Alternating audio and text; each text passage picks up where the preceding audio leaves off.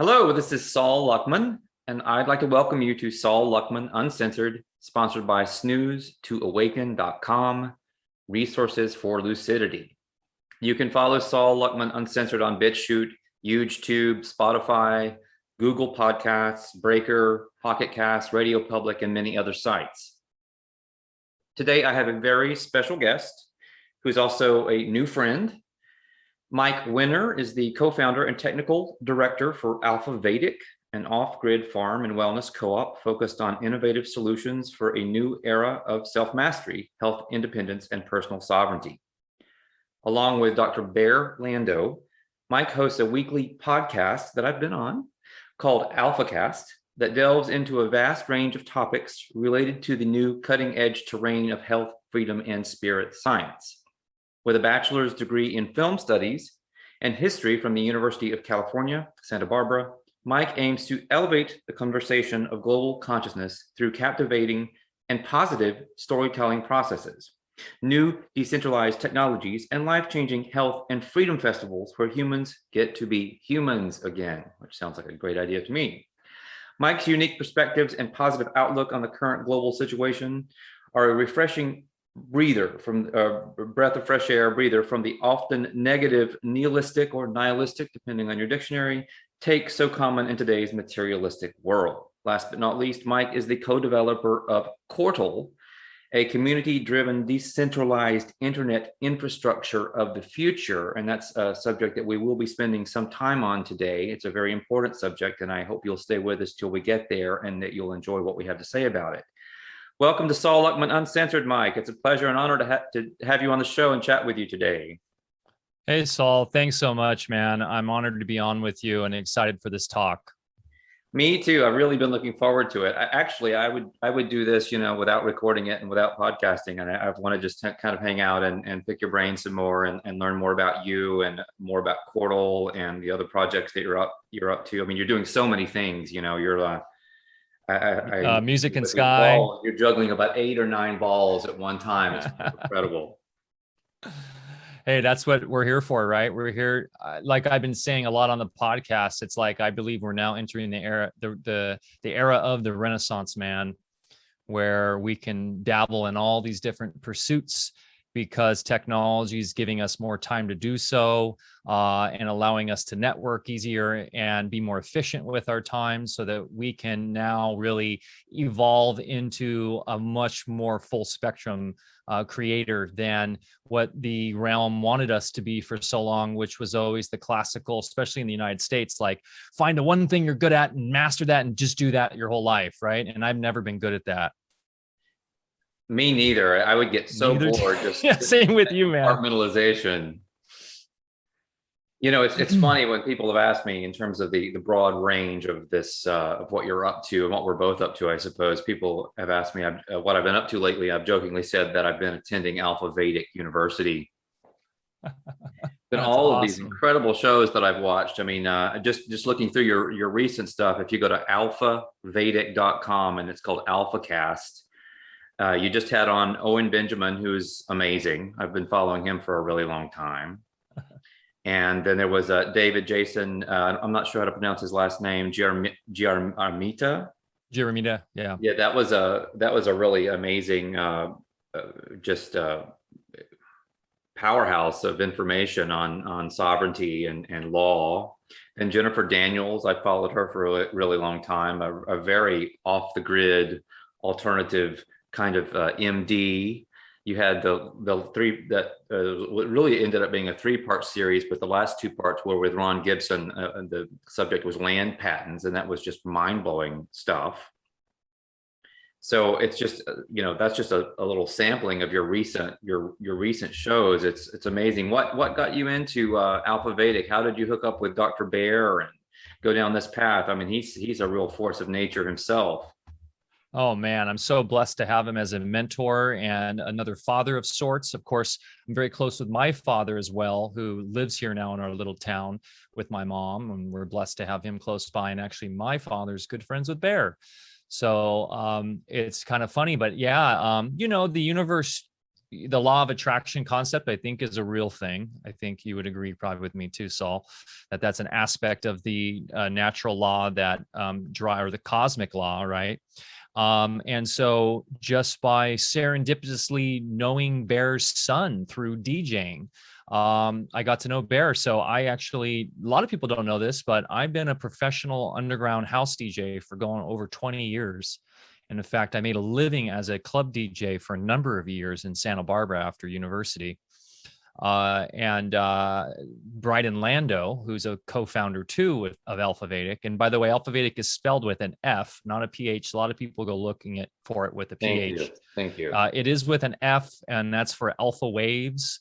We kind of, the theory, not to go on too much of a tangent here real quick, but Alfa Vedic, the idea is it's east meets west, right? It's bridging both polarities of the science, more like Western left mind and the more mystic Eastern mind. And that's what Dr. Lando has been so wonderful at doing for decades. So the alpha waves kind of ties into the more Western mindset of understanding how the different delta, alpha, the different wave patterns work in our mind. And of course, alpha is when you're really tapped in. And then the Vedic, of course, going back to the Vedic tradition, Ayurvedic medicine, et cetera. So just a little interesting background on Alfa Vedic there. That's really cool because I did not know that officially, but that's actually more or less how I interpreted it. So that's cool to know that. Wonderful. Yeah. But yeah, Barre Lando is a really good friend of mine. And he is Bear and Deb Lando's oldest son. And in college in Santa Barbara, I met him on the DJ circuit, and he had really cool Vega speakers. And when you're pouring in college, somebody that's got big old speakers becomes a close friend quickly, because we use those for a lot of renegade underground parties. That's awesome. And so we were throwing full on warehouse mountain parties. This was in the late 90s rave scene in California. So that's really where I come from. That's a lot of where my rebelliousness, is that a word? And anarchistic mindset comes from, was those early days before the big kind of EDM explosion. When EDM wasn't a term, it was called underground, dance music, house music, jungle. There's different genres of the time in the underground. Of course, the famous acid house, that blew up in the UK, that came over here, the Chicago house, New York house, etc. And that is kind of was cool, because it's where it's really led me to crypto, but also led me to Dr. Barre Lando, because that's how I met Bryden. And then we became fast friends. He actually had a devout interest, not only in the dance music scene and art. In fact, I gave him his first art show, and he's quite a very celebrated artist now, going on 15 years, more 20 years in the Los Angeles area as a street artist. I actually gave him his first art show in Santa Barbara in 1999 at Zello's. Wow. Shout out to Bryden, shout out to Zello's. And so we became fast friends. And then I remember going to his studio apartment in Hollywood around that time, because he had moved from LA to really moved from Santa Barbara to really jump into the Hollywood scene as an artist. And going into his studio kitchen and seeing all this crazy stuff, at that point, I wasn't super dialed into my health. I was a raver kid. I was doing film and just really pushing the limits of my health with everything I was doing. And not that I was ever really a hardcore partier by any means. I was kind of what we call like a sober raver. I went to raves to meet the DJs and get into the DJ culture and the art culture. I didn't really do like the drugs aspect of it. But Bryden had, back then in the late 90s, early 2000s, he had a water vortex machine. I'd never seen one of those before. He was eating fermented bee pollen and kombucha, which I'd never even heard of, and doing all these things that was like, whoa, what is this stuff? And he was like, oh yeah, my dad's kind of a crazy, alchemist, healer guy. And he's had me in this my whole life. So I was like, I got to meet your dad. because this stuff's amazing. And on top of that, Bryden and I also had a connection that we were both kind of into conspiracy theories and into alternative thinking when it came to politics, history, culture, etc., which he expressed in his art, and which I was trying to express in my art and film, and of course, coming from the underground dance music scene, and really as a fan at that time of David Icke and a lot of other characters, Ron Paul, and people that were really more in the libertarian mindset and alternative mindset through my father. That was a huge kind of connection I had too with Bryden and with Bear. So I met Bear in the early 2000s in Santa Barbara. We totally hit it off right out of the gate. I think I brought up Alex Jones or something, and then he was just kind of chuckled. He's like, "Oh, there's a lot more than Alex Jones, right?" And like kind of blew Alex Jones off. And at that point, Alex Jones was pretty fresh on the scene and somebody I was listening to every day. And I was aware of the esoterics already, and I'd been studying stuff that David Icke and, well, back up when I was working in selling shoes for Nordstrom. I've told the story a few times in Fullerton and Brea, at the Brea Mall in Brea, California, where I grew up in Southern California in Orange County. I would take my lunch break. You get your hour lunch, or maybe even just a 30-minute lunch break. I wouldn't eat. I would run over to Borders bookstores, and I would go to the esoteric, the metaphysics section, and I would read. I was just going down the line, reading every book. I was That's obsessed. awesome. So, and then I would go and I would like bookmark books and hide them in other sections because I was too poor to buy them. You anarchist. Yeah. And so I was really into all that stuff from early age. I was into out of body experience and lucid dreaming through my father when I was like 13, 14. So I've always been interested in this stuff and had an awareness of, ghouls and ghosts and Bigfoot and all that too, from a very early age, from some of my out of body experiences and things. So yeah, it's just, we hit it off right away. Bear and I did, and we ended up it grew to where we would have 3-hour-long conversations on the phone, going deep into all these different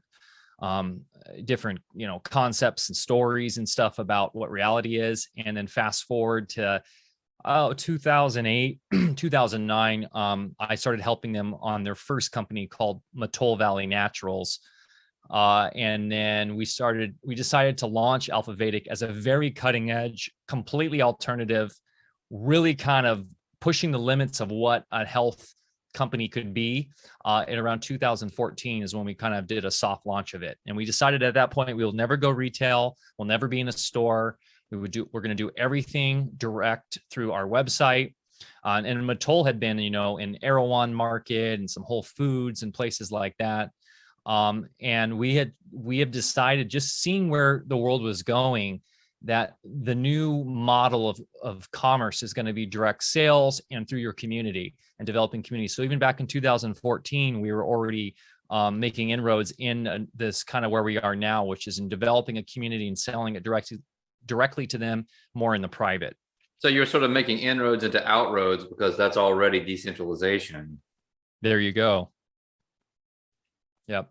Yeah. So that's a theme that runs through all of this. I mean, obviously you're talking off grid in many ways. I mean, I know that Bear is off grid. Isn't that correct? Or correct? Mostly? So not only is Bear and Deb living off grid, but our entire operation, they're at the Alfa Vedic Gardens, where we currently are doing all of our packaging. Well, most of our packaging, our production, growing a lot of the ingredients, everything's off grid there. So there are challenges to that for sure. But definitely there's a lot of more bonuses and more pluses than challenges, because beyond the sovereignty aspect of being able to be really in control of your energy and control of how you are charged, basically running your business without third-party intermediaries like electrical companies or cable companies. I mean, we do have use satellite there, but there's a lot more freedom there. But also in terms of the energetics, in terms of where they are, it's pristine. So no electro smog, no EMF stuff going on besides, local kind of when they have the Wi-Fi router on from the satellite modem. But besides that, they're 20, 25 miles away from the closest power lines. So no, that's one thing I think people forget a lot. We've gotten so focused on cell towers and Wi-Fi and stuff. We've forgotten just how toxic just traditional power lines are, right? Right. So to not have those anywhere near where we're growing our product is of a massive importance to us. Oh, I hear you. I hear you. Also, I imagine the stars out there are quite a spectacle. Oh, unbelievable, man. The lack of light pollution where we are. I'm actually sipping. I just brewed a little bit of our Jagulan Guayusa Nice. right now. Well, I'm having a little iced latte, so with organic espresso from Marfa, Texas. Lovely, lovely. I'm a coffee fan myself as well, but there's something about this Jagulan with Guayusa that is so on point in terms if you are going to dabble with caffeine. I don't know if you've ever tried Guayusa, but I would like to. I saw that. It's a cleaner version than yerba mate. It's got a little bit, it's less bitter, and it's the energetics of it are a little less fire. It's a little bit more sustained, kind of steady energy. Oh, nice. And then when you mix that with the sweet Jagulan, which is the adaptogen herb that we grow, it's just amazing, man.